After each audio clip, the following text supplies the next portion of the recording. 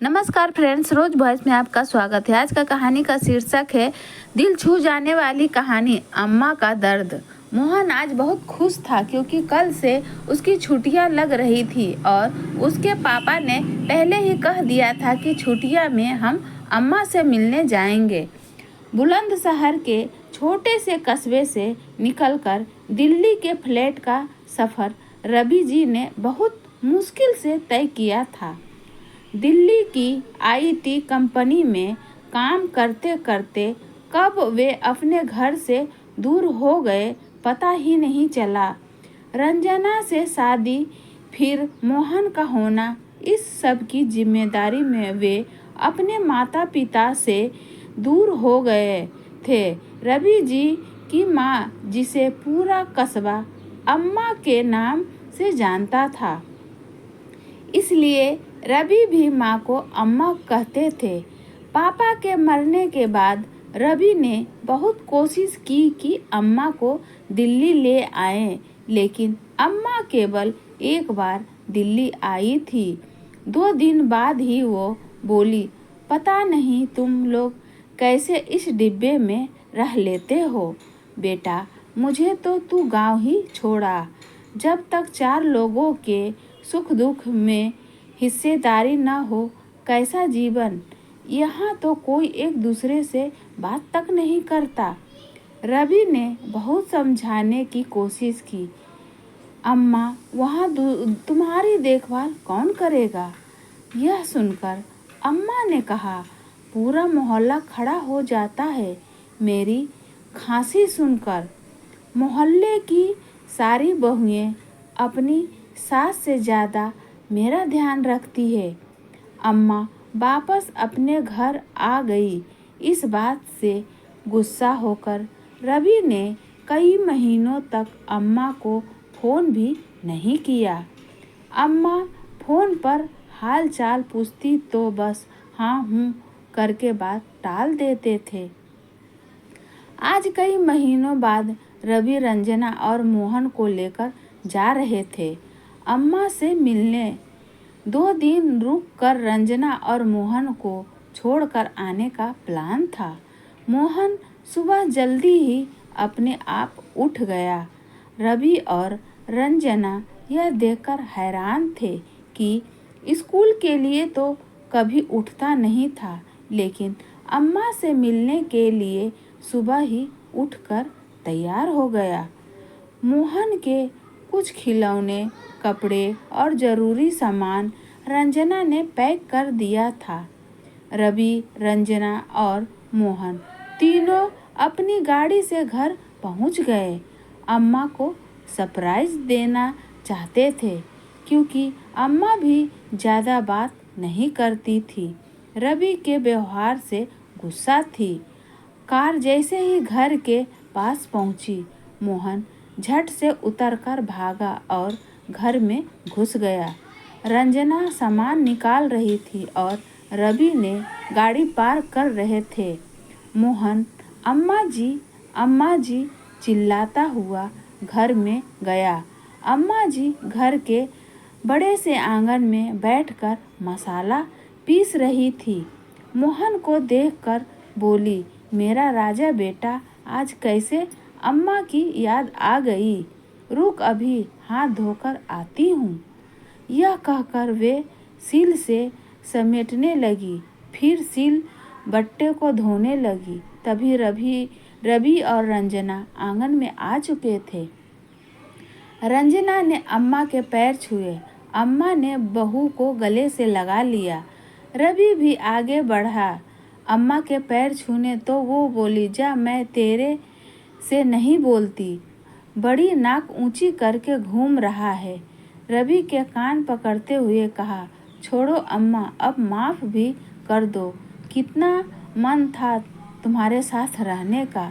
अम्मा ने कहा, अरे उस डिब्बे में तो मैं घुट के मर जाती। यह देखकर मोहन बोला, अम्मा जी, पापा को मुर्गा बनाओ। हमारे स्कूल में पनिशमेंट में मुर्गा बनाते हैं। यह सुनकर सभी हंसने लगे। रवि बोले, रुक, अभी तुझे मुर्गा बनाता हूँ। यह सुनकर अम्मा ने मोहन को गोद में उठा लिया और बोली, खबरदार जो मेरे पोते को कुछ कहा तो। रंजना रसोई में सबके लिए चाय बनाने चली गई। अम्मा जी मोहन के साथ बातें करने लगी। रवि आंगन में पड़ी चारपाई पर लेट गए। इसी तरह मिलते जुलते 2 दिन बीत गए। रवि वापस दिल्ली आ गए। 8 दिन के लिए रंजना और मोहन को अम्मा जी के पास छोड़ दिया। अम्मा जी शाम को मोहन को लेकर निकल जाती। पूरे मोहल्ले में हर छोटा बड़ा उन्हें झुककर प्रणाम करता, बहुएं पैर छूती। अम्मा जी पूरे मोहल्ले का हाल चाल पूछती। यही रोज का काम होता था। घर पर भी सुबह से शाम तक कोई न कोई अपनी परेशानी लेकर अम्मा जी के पास आता रहता था। अम्मा जी हर किसी की बातें सुनकर उसे सुझाव देती थी, किसी किसी को डांट भी देती थी, लेकिन कोई उनकी बात का बुरा नहीं मानता था। हर हंसकर सब उनकी डांट खा लेते थे, जानते थे उनकी डांट में कितना प्यार छुपा हुआ है। एक दिन मोहन ने अम्मा जी से पूछा, अम्मा यहाँ कितने मेहमान आते हैं? हमारे दिल्ली में तो कोई नहीं आता। अम्मा जी बोली, तेरा बाप तो पैसे के पीछे भाग रहा है। यहाँ सब कम कमाते हैं, उसमें खुश रहते हैं, एक दूसरे के सुख दुख में खड़े रहते हैं। मोहन बोला, अम्मा क्या हम हमेशा यहाँ नहीं रह सकते? यह सुनकर अम्मा के चेहरे पर एक उदासी छा गई। फिर वो बोली, बेटा ये घर तुम्हारा ही है, लेकिन तेरे बाप को कौन समझाए? कल मैं मर गई तो वो तो इसे भी बेच देगा। यह सुनकर रंजना ने कहा, अरे अम्मा जी कैसी बात करती हो? अभी तो आपको मोहन के लिए बहू भी लानी है। मोहन बोला, अम्मा जी बताओ ना कब लाओगी मेरे लिए बहू? अम्मा जी और रंजना दोनों हंस पड़े। फिर अम्मा जी ने कहा, चल शाम को ही तेरी बहू लाती हूँ, नहीं तो तू भी अपने बाप की तरह शहर में कोई ढूंढ लेगा। यह सुनकर मोहन बहुत खुश हुआ। चलो शाम को बहू तो मिल जाएगी। न शादी का मतलब पता न बहू का, बस बहू चाहिए थी। 10 दिन बाद रवि दोनों को लेने के लिए आए। अम्मा जी के चेहरे पर उदासी छा गई थी। अम्मा जी बोली, अब कब आएगा? रवि ने कहा, अम्मा जी छुट्टियों में आते रहेंगे। यह सुनकर अम्मा की आंखों नम हो गई। बोली, मेरे छुट्टी पर जाने से पहले आ जाना। यह सुनकर रवि बोले, अम्मा ऐसी बात क्यों करती हो? उसके बाद तीनों वापस चले आए। अगले दिन से सब अपने काम में व्यस्त हो गए। करीब 3 महीने बाद एक दिन रवि ने मोहन को रात को जगाया। बेटा जल्दी से तैयार हो जा, अम्मा जी के पास चलना है। मोहन को कुछ समझ नहीं आ रहा था।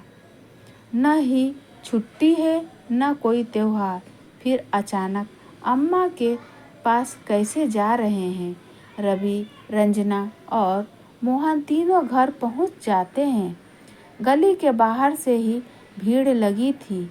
मोहन ने देखा आंगन में अम्मा जी चादर ओढ़े लेटी है, पास में दीपक जल रहा है।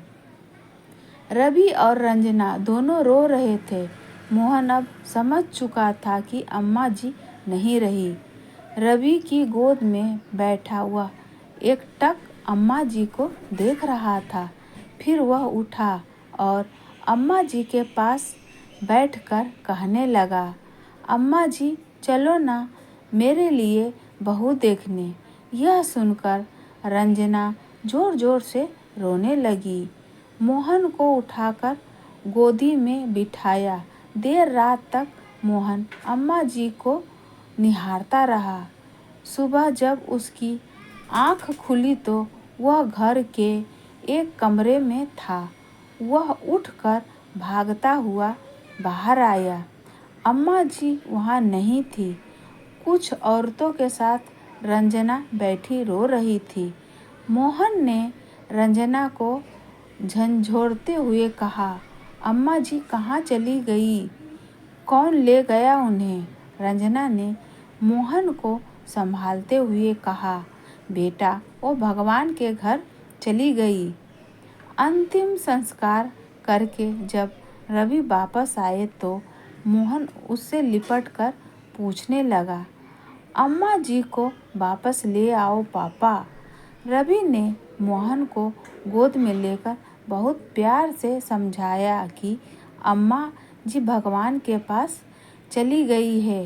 13वीं के बाद जब शहर जाने के लिए सब गाड़ी में बैठ गए, रवि ने घर को ताला लगा दिया। गाड़ी में बैठते ही मोहन ने कहा, पापा अम्मा जी कह रही थी मेरे मरने के बाद तुम ये मकान बेच दोगे, क्या ये सच है? रवि ने मोहन को गले से लगा लिया।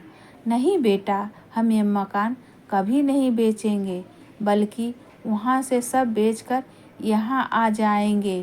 काश मैं अम्मा का कहना मानकर उनके साथ रहता तो अंतिम समय में अम्मा के पास होता। तो फ्रेंड्स, ऐसी कहानी सुनने के लिए चैनल से बने रहे। इस वीडियो को लाइक करें, शेयर करें। अगर आप इस चैनल पर नए हैं तो चैनल को सब्सक्राइब